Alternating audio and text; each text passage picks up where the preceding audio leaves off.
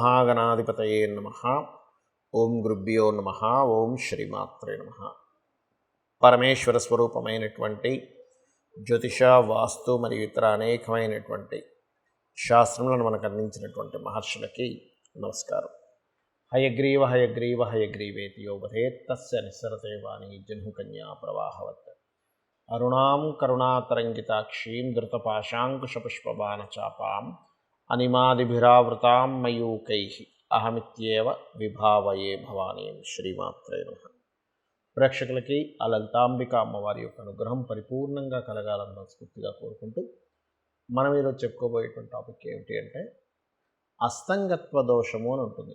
అది జన్మజాతకంలోనే ఉంటుంది. కాస్త గోచారంలో కనుక ఏదైనా గ్రహం అస్తంగత్వ దోషంలోకి వెళ్ళినప్పుడు ఆ సమయంలో ఏ ఏ లగ్నాల వారు, రాశి కాదంటే ఒకవేళ లగ్నం తెలియకపోతే అప్పుడు రాశి చూసుకోండి, కానీ ఏ లగ్నాల వారు ఏ అంశాలలో జాగ్రత్తగా ఉండాలి. అయితే ఇప్పుడు మనకి ఏ గ్రహం అస్తంగత్వంలో ఉంది, కంబస్ట్ అంటారు దాన్ని ఇంగ్లీష్లో, అంటే శని భగవానుడు అస్తంగత్వంలో ఉన్నాడు. కర్మకారకుడైనటువంటి శని భగవానుడు కనుక అస్తంగత్వ దోషంలో ఉన్నప్పుడు మరి ఏ ఏ లగ్నాల వారికి ఏ విషయాల్లో జాగ్రత్త వహించాలి, ఎటువంటి పరిహార మార్గాలు చేసుకోవాలి, అది ఏ తేదీ వరకు ఉంది అని చెప్పి చూసుకున్నట్లయితే 12వ తేదీ మార్చి వరకు ఉందంటే ఇప్పుడు ఆల్రెడీ ప్రారంభమైంది. ఇక్కడ నుంచి 12వ తేదీ మార్చి 2024 వరకు ఉంది. కాబట్టి ఒక్కొక్క లగ్నరీత్యా మనం చెప్పుకుందాం. సింహలగ్నము, సింహరాశి. సింహం వారికి కనుక చూసుకున్నట్లయితే ప్రధానంగా మీకు ఇక్కడ సప్తమ స్థానంలో ఈ యొక్క శని భగవానుడి యొక్క కంబస్ట్ అయింది, అంటే అస్తంగత్వ దోషం అనేటువంటిది ఏర్పడింది.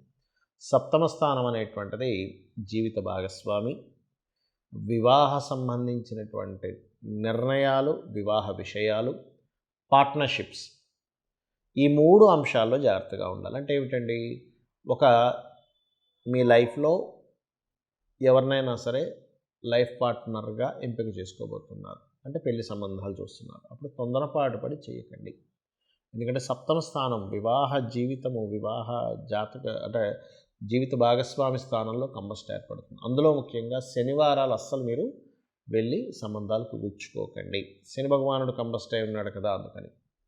అదేవిధంగా మరొక విషయం ఏంటంటే ఇక్కడ దీంతోపాటు పార్ట్నర్స్ని ఎంపిక చేసుకునేటప్పుడు ఏదైనా ఒక బిజినెస్ పెడుతున్నాము, అందులో పర్టికులర్గా ఐరన్ ఆయిల్ లాంటి బిజినెస్లు పెడుతున్నారు. మీ పర్సనల్ చార్ట్లో ఐరన్ ఆయిల్ బిజినెస్లు బాగున్నాయంటే that is different thing. But ఇక్కడ మాత్రం ఎవరినైనా పార్ట్నర్స్ని ఎంపిక చేసుకునేటప్పుడు చాలా చాలా కేర్గా మీరు ఎంపిక చేసుకోవాలి.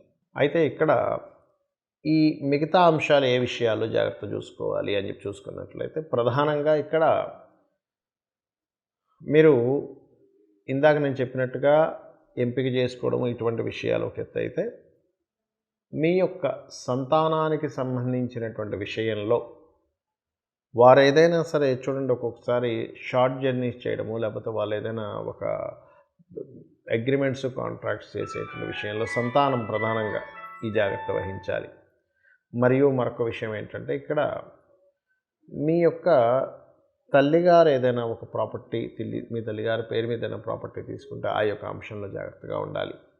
మరియు మీ యొక్క జీవిత భాగస్వామి ఇన్వెస్ట్మెంట్స్ చేసేటువంటి అంశాల పట్ల కాస్త జాగ్రత్తగా ఉండాలనేటువంటిది సింహం వారికి ప్రధానంగా చూపిస్తుంది.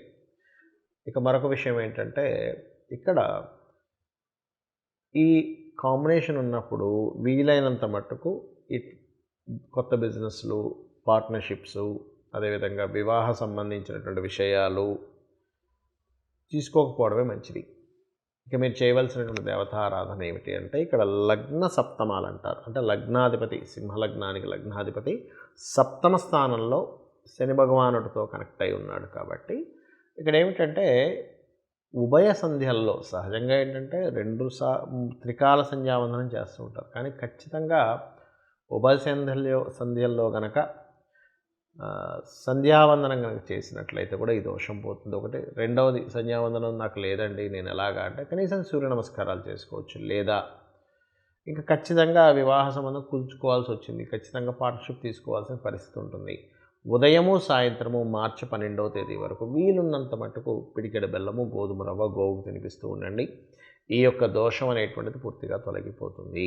ఇక్కడ చాలామందికి జాతకం ఉండదు, మాదే లగ్నమో తెలియదండి, మాదే రాశి తెలియదు, మరి మేము ఎలా చూసుకోవాలి ఈ అస్తంగత్వ దోషంలో, ఎటువంటి జాగ్రత్తలు తీసుకోవాలి అంటే యూనివర్సల్గా ఇప్పుడు మీకు జాతకం లేదనుకోండి, అప్పుడు సహజ 11వ స్థానంలో ఉన్నటువంటి దీన్ని తీసుకోవాలి. అంటే ఏమిటి, మీ వృత్తి వ్యాపార సంబంధించిన విషయాల్లో జాగ్రత్త తీసుకుంటూ, మీకు దగ్గరలో గోశాల ఏదైనా ఉన్నట్లయితే గోవు దగ్గరికి వెళ్ళి, అందులో ముఖ్యంగా దేశీవాలి గోవు దగ్గరికి వెళ్ళి గోధుమ రవ్వ తినిపించండి. ఇది ఒకటి చేస్తే సరిపోతుంది.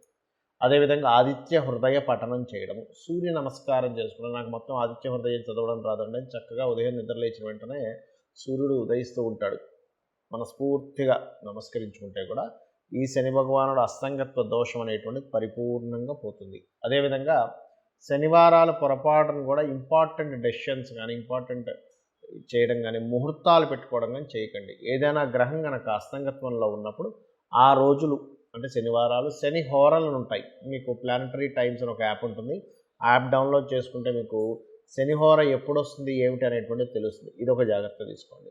అయితే ఇక్కడ ఇది గోచారంలో జరిగేటువంటి కాంబినేషన్, దీని యొక్క ఫలితం ఇది.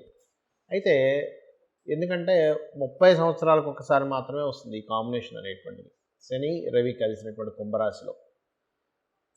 అయితే మరి ఇది ఇలా ఉండగా పర్టికులర్గా మరి దీనికి మనం ఎంతవరకు జాగ్రత్తలు తీసుకోవాలి, ఇంకేదైనా ఉంటుందా అంటే ఒకటే గుర్తుపెట్టుకోండి, మీ జన్మజాతకంలో కనుక బలమైనటువంటి ధనయోగ దశలు నడుస్తున్నా, చక్కటి గృహయోగ దశలు నడుస్తున్నా, మంచి వ్యాపార యోగ దశలు నడుస్తున్నా, నీచభంగ రాజయోగం విపరీత రాజయోగానికి సంబంధించిన దశలు నడుస్తున్నా, మీరేం కంగారు పడాల్సిన పని లేదు. ఎందుకంటే మన జన్మజాతకం చాలా ముఖ్యమైనటువంటి అంశం.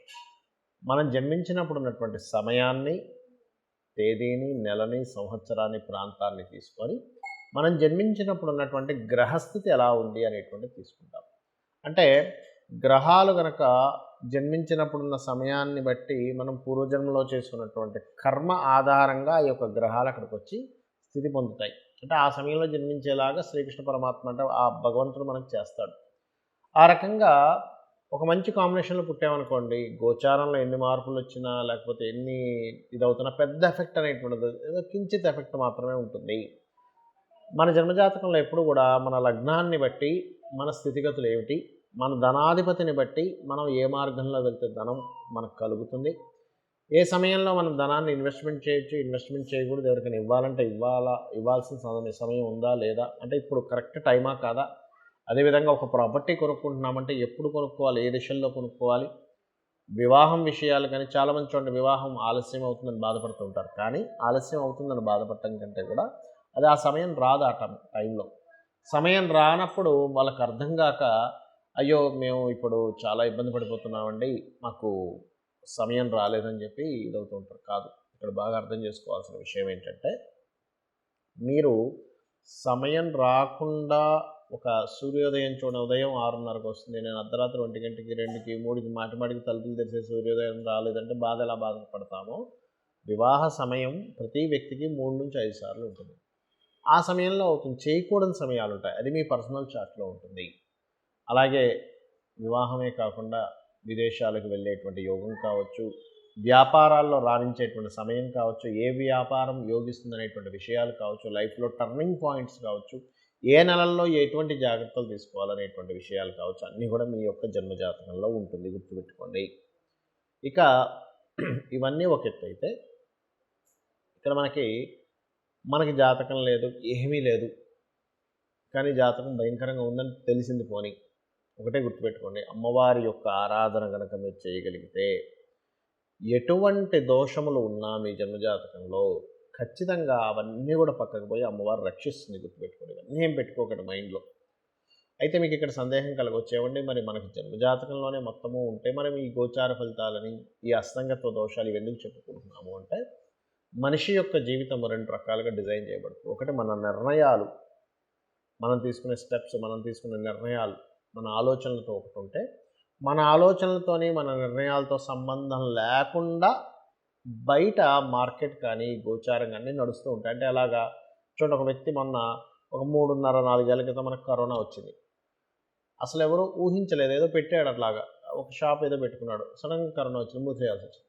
ఎంత ప్లానింగ్ చేసుకున్నా ఏం చేసుకున్నా కూడా బయట ఉండే వాతావరణం మారిపోయింది.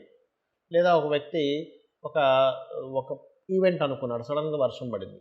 అంటే ఏమిటి, మీకు సంబంధం లేకుండా అలా ఉంటుంది. లేదా ఒక ప్రదేశానికి వెళ్దాం అనుకున్నాం, ట్రాఫిక్ ఎక్కువైపోయి జామ్ అయిపోయి మీరు వెళ్ళవలసిన సమయం కంటే ఒక అరగంట గంట లేట్ అయింది అంటే ఏమిటి మీ చేతుల్లో లేదు అది కొన్ని. అయితే గోచార గ్రహాలు ఏం చెప్తాయంటే ప్రజెంట్ కండిషన్ ఇలా ఉంది, ఇలా జరగబోతుంది, సో నీ ప్లాన్స్ని ఇలా ప్లాన్ చేసుకో.